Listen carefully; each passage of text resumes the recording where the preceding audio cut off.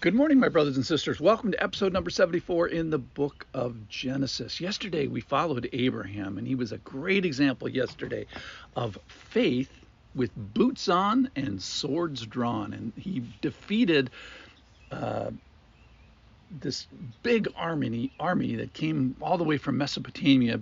It's actually before the Assyrian Empire, but they're all the kingdoms of Assyria, marched 2,000 miles. Four kings started it. They conquered up to 11 armies, and then they became like 16 armies. And we found Abraham in this unbearable, unreasonable, impossible task, and having to have faith. He found himself in a situation that only God could deliver him from. So he gets this military victory. Abram does, from being a non-military man. He divided his inferior forces, and that somehow turns in God's economy into superior effectiveness. Then he brings back all these possessions. He also brings back his nephew Lot, and he sort of wins this windfall. And we find out today what he does. So today's title is Abram Gives Back. He runs into this frankly strange biblical creature. We'll get to him in a second, a person, and he emphasizes his place in the big picture, the big hierarchy. Where does Abraham fall in the big hierarchy?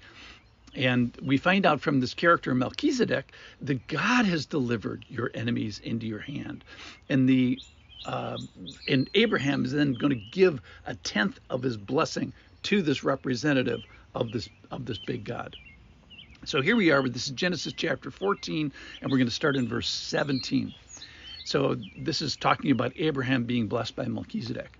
After his return from the defeat of Chedorlaomer and the kings who were with him, the king of Sodom went out to meet him in the valley of Shiva, that is the king's valley. And Melchizedek, the king of Salem, brought out bread and wine. So we have the king of Sodom and the king of Salem, who's Melchizedek. So Melchizedek, the king of Salem, brought out bread and wine. He was the priest of the Most High God.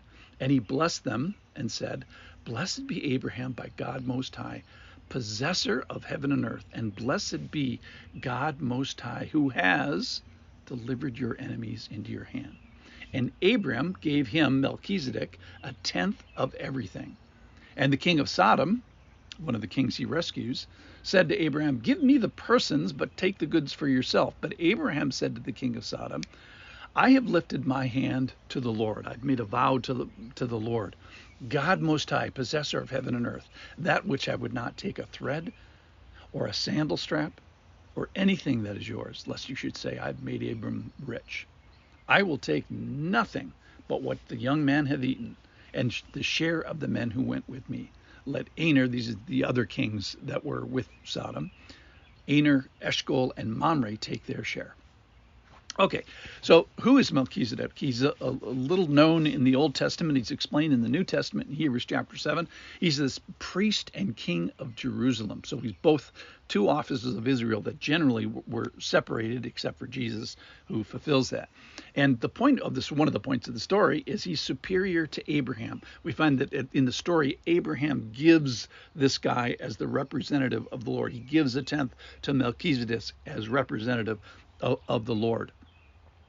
And kind of the argument is the temptation in the New Testament was for people to be like worshiping the old patriarchs.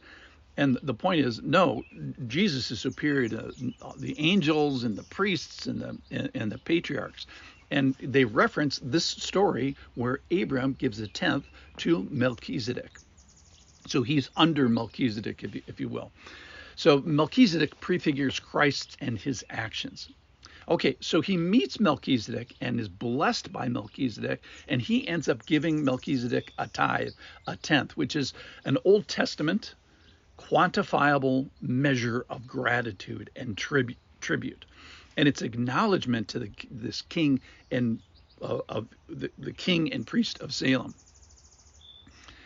Then he also meets this king who he has rescued, which is the king of Sodom. And Sodom, the king of Sodom says, "Hey, can I have my people back?"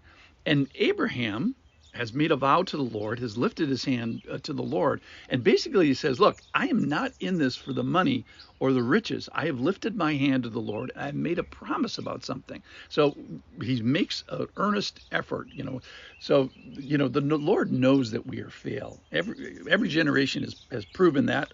In biblical times, we've done a few generations here now since Adam and Eve and Noah. And you just have to read the paper today.